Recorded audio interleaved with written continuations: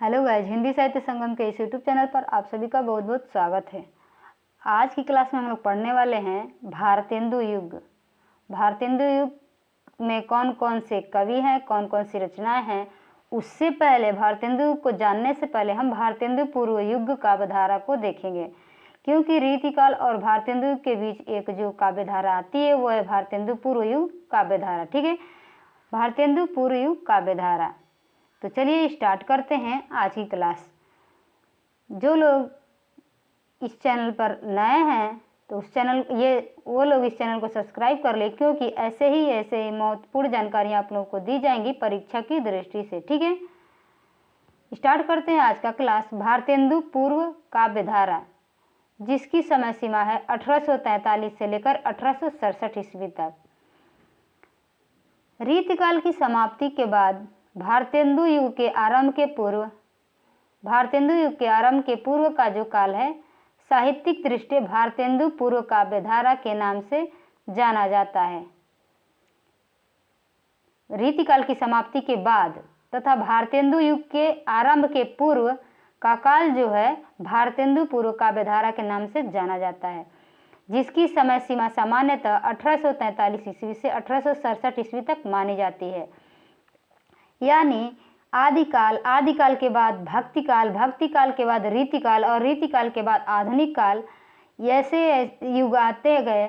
लेकिन जो भारतेंदु पूर्व युग काव्यधारा है वो रीतिकाल और भारतेंदु युग के बीच की कड़ी मानी जाती है। ठीक है, इस काल के कवि ब्रज भाषा पर भी ध्यान दीजिएगा। ब्रज भाषा काव्य परंपरा के कवि हैं। इन्होंने भक्ति, श्रृंगार, रीति निरूपण की रचनाएं लिखी हैं। आगे देखते हैं भारतेंदु पूर्व काव्यधारा के रचनाकार एवं उनकी रचनाएं। मतलब भारतेंदु पूर्व काव्यधारा में कौन कौन से रचनाकार हैं और उनकी रचनाएं कौन कौन सी हैं, उसके बारे में हम लोग जानेंगे। कवि हैं रीवा नरेश रघुराज सिंह, जिनकी रचना है सुंदर शतक, श्रीमद्भागवत महात्म्य, पत्रिका, राम स्वयंवर 1869, ये याद रखिएगा। रुक्मिणी परिणय, भक्ति विलास, आनंदाम्बु निधि, ये भी महत्वपूर्ण है, याद रखिएगा। और राम रसिकावली। ठीक है, अगले जो कवि हैं बाबा रघुनाथ दास राम सनेही, उनकी एकमात्र ये रचना है विश्राम सागर 1854 ईस्वी में। ठीक है, सेवक हैं नक्सिक, वाग्विलास, नक्सिक और वाग्विलास, ये जो है सेवक की रचना है। नक्सिक और वाग्विलास, ये दोनों रचनाएं सेवक की हैं। अगले कवि हैं चौथे कवि सरदार कवि की जो रचना है वो है रामलीला प्रकाश, राम रत्नाकर, षड ऋतु, साहित्य सरसी, श्रृंगार संग्रह और वाग्विलास। ये 6 रचना किसकी है? सरदार कवि की है। ये जो कवि हैं भारतेंदु पूर्व काव्यधारा के कवि हैं। और आगे देखते हैं गोपाल चंद्र गिरधर दास ने क्या क्या रचनाएं की हैं? राधा स्तोत्र, गोपाल स्तोत्र, जरासंध वध, बलराम कथामृत, राम कथामृत, भारती भूषण और छंदोवर्णन। उसके बाद से अगले कवि हैं चंद्रशेखर वाजपेयी, और इनकी ये तीनों रचनाएं पूछी जाती हैं। नक्सिक, हमीरहट 1845 ईस्वी, रसिक विनोद 1846 ईस्वी। अगले कवि हैं रामदास, उनकी रचना है कवि कल्पद्रुम 1844 ईस्वी। 1844 ईस्वी में एक कवि हैं, लेखक हैं, उनका जन्म हुआ बालकृष्ण भट्ट का जन्म है 1844 ईस्वी। भारतेंदु युग के कवि हैं।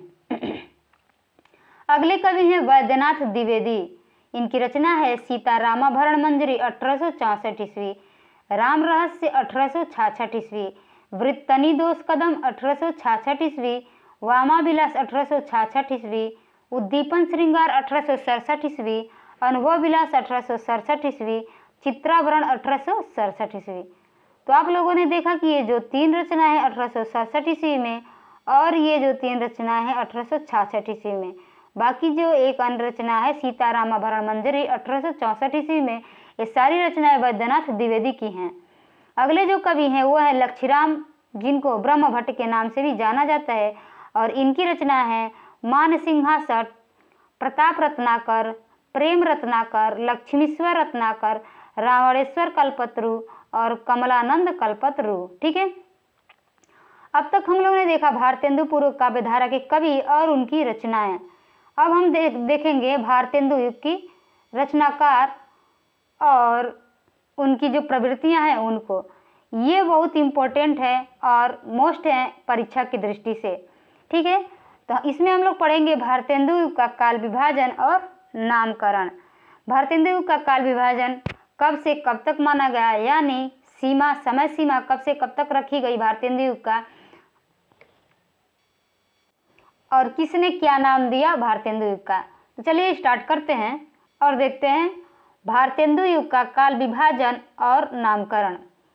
आचार्य रामचंद्र शुक्ल ने भारतेंदु युग का नामकरण किया है नई धारा प्रथम उत्थान काल के नाम से।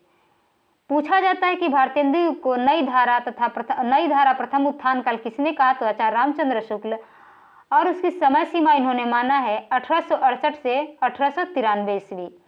बात करते हैं रामविलास शर्मा की, तो रामविलास शर्मा भारतेंदु युग को नव जागरण काल कहा है और 1868 से लेकर 1900 ईस्वी तक इन्होंने माने हैं। मिश्र बंधु ने भारतेंदु युग को वर्तमान काल कहा है और समय सीमा इन्होंने माना है 1869 से 1888 ईस्वी। बात करते हैं राम कुमार वर्मा की, इन्होंने भारतेंदु युग को आधुनिक काल के नाम से आधुनिक काल नाम दिया है और समय सीमा मानी है इन्होंने 1870 से 1900 ईस्वी। तो आप लोगों ने देख लिया, इन चारों प्रस्तुतकर्ताओं यानी जो नाम दिए हैं उनको प्रस्तुतकर्ता बोला जा रहा है और इसकी समय सीमा किसने क्या मानी है और नामकरण किसने क्या रखा है। जो हम लोग आधुनिक काल कहते हैं, भक्ति काल, रीति काल, आधुनिक काल बार बार कहते हैं, वो नाम किसने दिया, तो आज से आप लोग याद रखिएगा, वो नाम राम कुमार वर्मा ने दिया है। ठीक है, आगे देखते हैं आधुनिक हिंदी कविता के प्रथम चरण को भारतेंदु हरिश्चंद्र के नाम पर भारतेंदु युग नाम दिया गया। नामकरण का आधार भारतेंदु हरिश्चंद्र का युग प्रवर्तक व्यक्तित्व रहा है। युग प्रवर्तक का मतलब कि जब से ये भारतेंदु जी आए, भारतेंदु काल की बात कर रहे हैं, भारतेंदु युग की बात है कि जब से ये आए तब से एक नया युग प्रवर्तन स्टार्ट किया।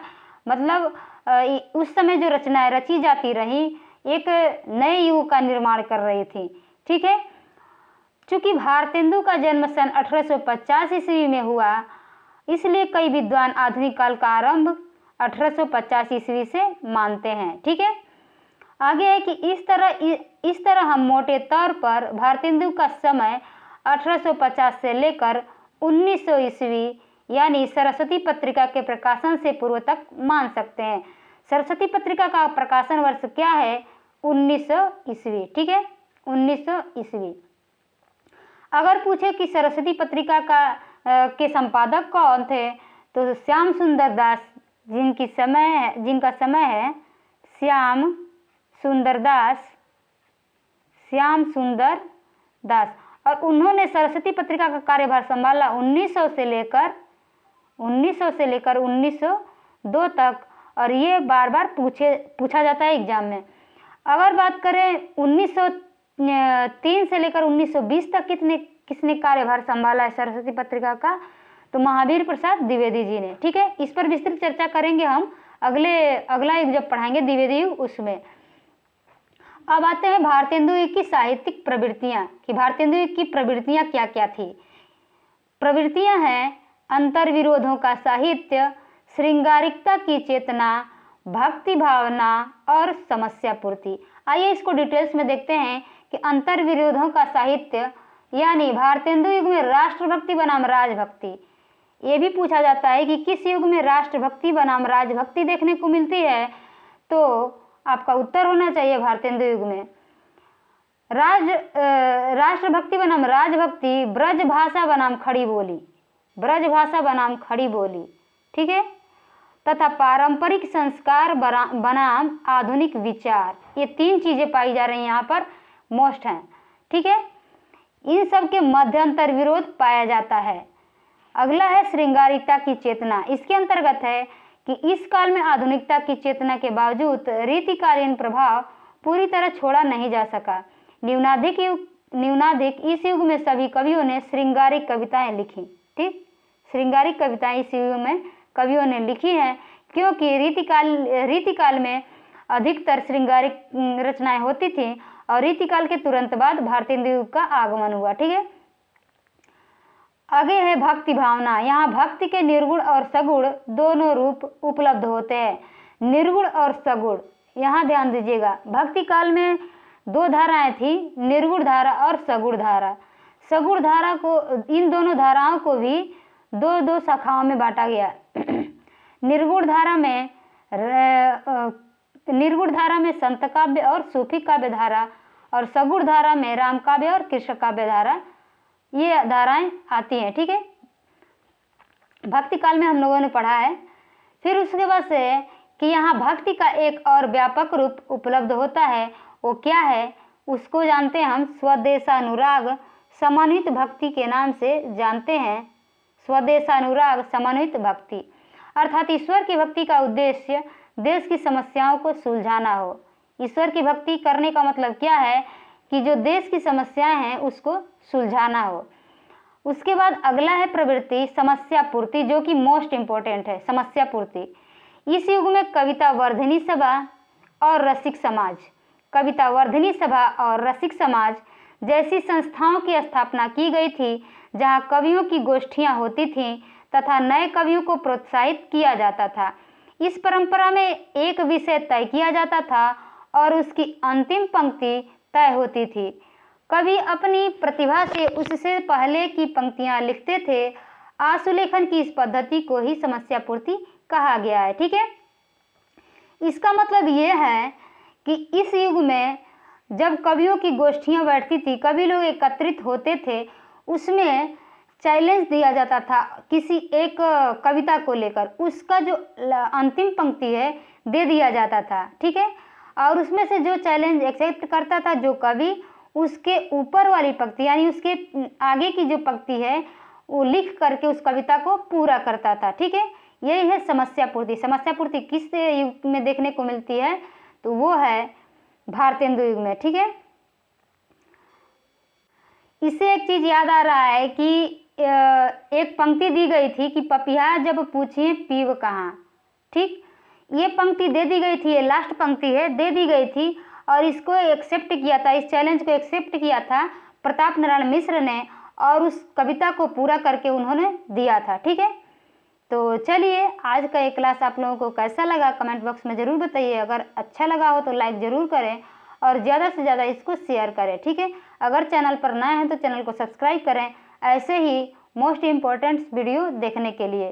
तो चलिए मिलते हैं अगली क्लास में एक और नए चैप्टर के साथ। तब तक के लिए धन्यवाद।